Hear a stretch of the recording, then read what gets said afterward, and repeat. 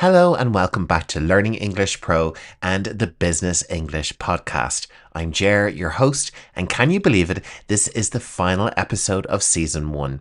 It honestly feels like the last day of school for me. I'm excited and proud of everything we've learned together, and maybe just a little sad that our first season is wrapping up. But today's episode is going to be fun, warm, and relaxed. Imagine that end of term atmosphere when everyone's signing each other's shirt and reminiscing. That's our vibe for today. First off, I want to say thank you for sticking with me through this journey. When I started this podcast, I wasn't sure what to expect. Now, here we are at the end of the first season, and I've had the pleasure of connecting with listeners from all over the world. We're nearly at 10,000 listens to the podcast so far on YouTube. It's been amazing hearing your feedback, getting your questions, and seeing how enthusiastic you all are about improving your business English. In this special wrap-up episode, I'm going to reflect on our 2 core themes we covered in this season and answer a few of your questions that came in. The big 2 themes we covered were interview English and money in business. Huge topics, right? They gave us plenty to talk about. We'll revisit some highlights from those episodes, tackle some of your questions, so get comfortable and let's dive in one more time for this season. And by the way, I'm happy to share that all 8 guides from this season's episodes are now bundled together and available in my YouTube store for just $9.99. The bundle includes every PDF guide and worksheet from the series. It's basically the whole season's worth of lessons in one neat package. If you missed any episode or you're the type who likes to have everything for review, this is a great and affordable way to get it. Of course, if you want a specific episodes guide, you can still buy them individually, but I figured a bundle as a nice discount would be helpful for some of you, and honestly, it's a steal at the price. Anyway, check it out if you're interested, no pressure at all. I just wanted to make it easier for those who've been asking for a one-stop collection. One of the first big topics we covered was English for job interviews. In fact, our very first episode was all about how to introduce yourself professionally, like you're the CEO of you. I still recall sharing tips on giving a confident elevator pitch about yourself. That was such a great start to the series. From there, we spent several episodes on interview skills. We covered common interview questions and some of the most trickiest ones as well. I mean, who could forget the infamous "What's your greatest weakness?" question? I had a lot of fun demystifying that one and showing you how to answer it smartly. Looking back, the interview episodes were definitely a highlight for me. A job interview can be so stressful in your native language, let alone in a second language, so I wanted to arm you with both the confidence and the vocabulary to shine. We talked about everything from using professional yet natural language to sounding polite, but not too timid, and even how to handle small talk before the formal questions begin. I really loved the engagement on these. Many of you sent in your success stories after trying out the tips, which made my day. On the topic of interviews, our first listener question comes from Salvo in Miami in the United States. Salvo asks, if the interviewer is very casual in their language, should I change my approach and be relaxed, or should I maintain a professional style? That's a great question, Salvo. Interviewers do sometimes come across as very casual. Maybe they're dressed in t-shirts and jeans, speaking super informally, and giving off a very laid-back vibe. If you find yourself in that situation, I'd recommend a balanced approach. You definitely want to match their tone to some extent so that you show you're flexible and can fit into that company's culture.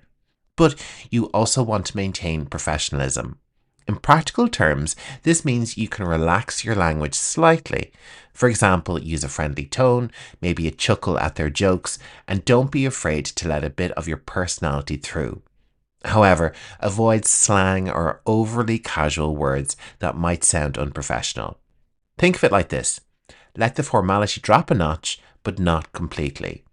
You can be conversational and warm, yet still courteous and respectful.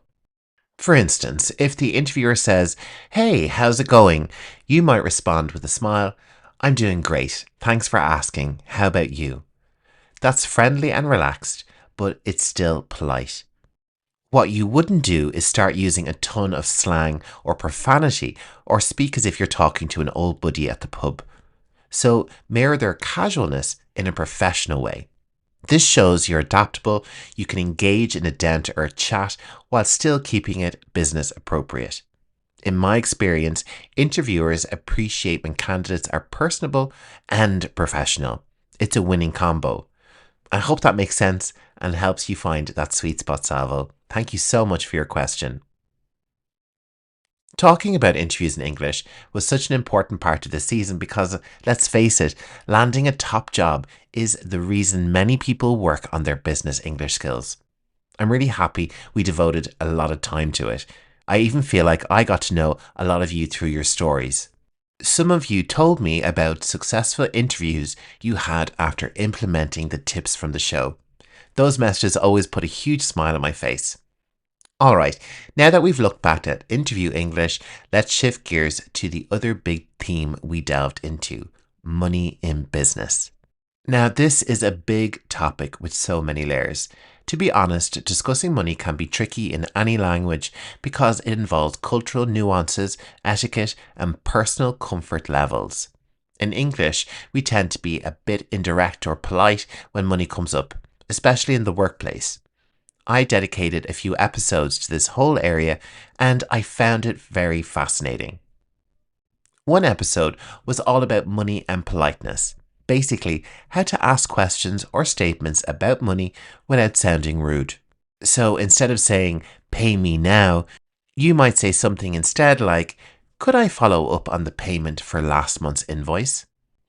We covered how little phrasing changes can make a big difference in tone. We also explored cultural perspectives, like why asking how much do you earn might be considered too direct or even taboo in some English-speaking cultures, whereas discussing salaries could be more commonplace in others. The key takeaway was that context matters. Who you're talking to and setting will guide how openly you talk about money. Another episode took us into the world of finance and trade. I remember getting into the vocabulary of global commerce, terms that fly around in the news about trade wars, tariffs, and deals. That was really an eye-opener because business news headlines can feel like a different language sometimes. We broke down some advanced terms so that the next time you read the Financial Times or the Wall Street Journal, you'll understand phrases like liquidity, bull market, or trade deficit a bit better. And of course, we couldn't talk about money without talking about cryptocurrency, one of those buzzing topics in finance. The crypto episode was so much fun. Cryptocurrency has a way of inventing new words and phrases overnight.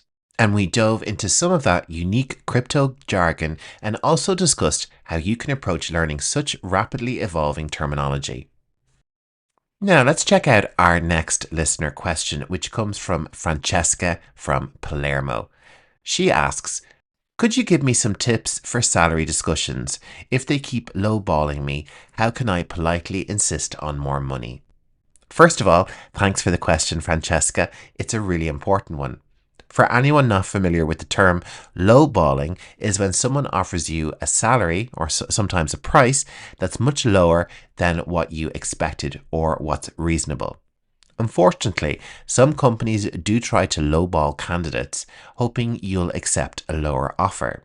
So, what can we do if this happens? The key is to stay calm, professional, and assertive. You absolutely can insist on more money, but you have to do it in the right way. Here's a few tips. Express enthusiasm first. Start by thanking them and showing excitement about the role. For example, you could say, I'm really excited about the possibility of joining the team. This role is exactly what I've been looking for. This sets a positive tone and reminds them that you're keen. Next, highlight your value. Pivot to your value and expectations. You might say something like, given my experience in sales and my skills in IT, and considering the industry standards here in Palermo, I was actually expecting a salary in the range of €40,000.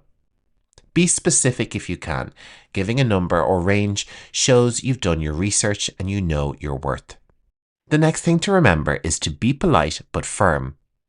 The language should remain courteous. For instance, Is there any flexibility on the salary figure? I'd love to make this work. This question invites them to reconsider the offer without sounding aggressive. You know, in Ireland, we have a great idiom when it comes to salary discussions. It is to chance your arm. And basically, it means if you don't ask, you won't get. If you chance your arm, it means you take a chance or a risk to get something you want. Negotiating a higher salary might feel risky or uncomfortable, but sometimes you just got to chance your arm. Politely, of course, and put your request out there. So putting it all together, Francesca, you could respond to a low offer like, "Thank you for the offer. I'm really excited about this role. I did want to discuss the salary though. Based on my experience and the going rates, I was expecting something closer to €40,000. Is there any flexibility there? I'm confident I can bring a lot to the team, and I'd love to find a middle ground that works for both of us." And you say this with a friendly tone like I have. This way, you're courteous, you're making your case, and you're asking for more without sounding pushy in a rude way. Remember, advocating for yourself is normal in many places. Employers often expect it, so don't feel bad about speaking up. And if they truly can't increase the offer, you can then decide if the job is worth it for you for the lower pay or not. Either way, you'll know you tried. As we say, if you don't ask, you don't get. Good luck, and thanks a million for your question, Francesca. I really appreciate you sending that in. Now, let's move to another question, sticking with the money theme, but in a very different arena, cryptocurrency. Fatima from Mumbai asks, "Cryptocurrency has new words and terms all the time. How can I keep up?" Oh yes, the never-ending flood of crypto terminology. Fatima, I totally get where you're coming from. Even native English speakers find it hard to keep track of all the new buzzwords flying around. It's like every week there's a new coin or a new slang term on social media. But don't worry, there are some great ways to stay up to date. The one fantastic way to keep up with crypto lingo is to make a habit of consuming a bit of daily crypto news in English, especially on platforms like YouTube. I'm a big fan of this approach. There are a bunch of YouTube channels out there where hosts break down the latest crypto news and trends in plain English, often in an engaging, story-like way. The reason I suggest YouTube is that it's both informative and entertaining, so you're more likely to stick with it regularly. Plus, you'll hear the pronunciation of new terms and you'll catch how they're used in context. For example, when something like NFT or DeFi was new, YouTubers were talking about them every day, explaining what they are and how they work. If you watch those, you'd naturally pick up the terms without even realizing you were learning. So I'd recommend finding a crypto news channel you like, maybe one that does a daily or weekly roundup of crypto happenings, and try to watch a little bit every day. It could be while you're having your morning coffee or during your commute. Treat it like a fun mini lesson. Over time, you'll start recognizing words that used to sound totally alien to you. Words like blockchain, mining, altcoin, or phrases like bearish or bullish on Bitcoin will become part of your vocabulary because you've heard them in action repeatedly. And if you find a new term and you're not sure what it means, just do a quick search to investigate. The key is consistent exposure. Crypto evolves so fast that even experts are constantly learning. So make it a daily routine to catch the latest and you'll do great. By the way, you phrased your question perfectly. How can I keep up? The phrasal verb keep up with is exactly what it's about. To keep up means to stay informed and not fall behind. I love that you used it. And indeed, the challenge is keeping up with the pace of change. But with regular engagement, you'll find it much easier. Hope that helps, Fatima. Thank you for your question. I'm sure lots of listeners wonder the same thing, and your question gave me the perfect chance to discuss it. All right, those were some fantastic questions. I have to say, I'm continually impressed by how thoughtful and smart the questions from you, the listeners, have been.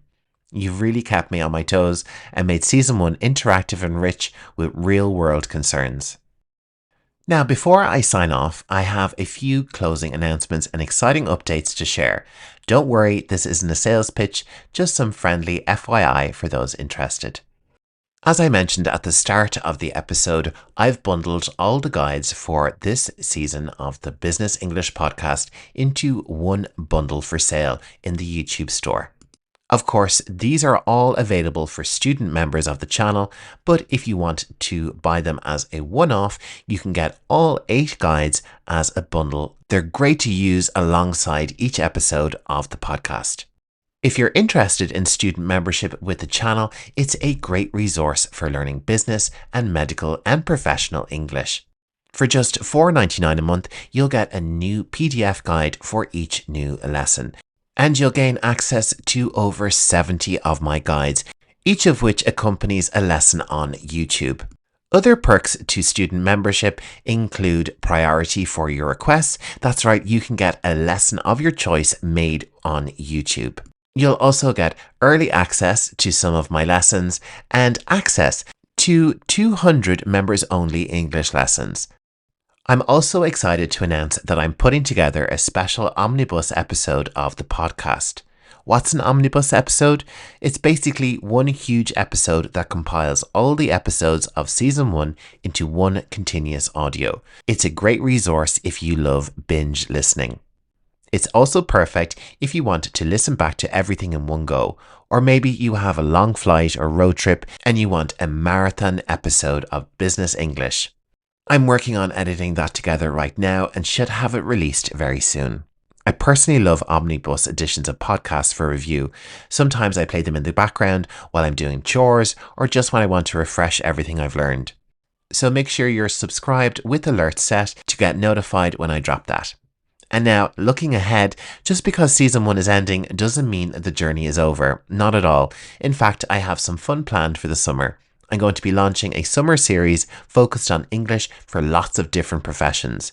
Each episode of that series will target a specific professional field and the kind of English you need for it. For example, one week we will focus on healthcare professionals, another week might be English or IT, and another could be English for hospitality and tourism and so on.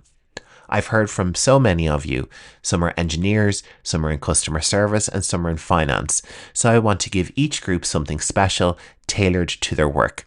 I'm really enthusiastic about this because I get to dive into unique vocabulary and situations of each profession. So if that sounds like something you'd enjoy, make sure to tune in. If you're subscribed to the YouTube channel or podcast feed, you'll get automatic updates. If you're not subscribed yet, well, consider this a friendly nudge. You won't want to miss those if they relate to your career or even a field you're curious about.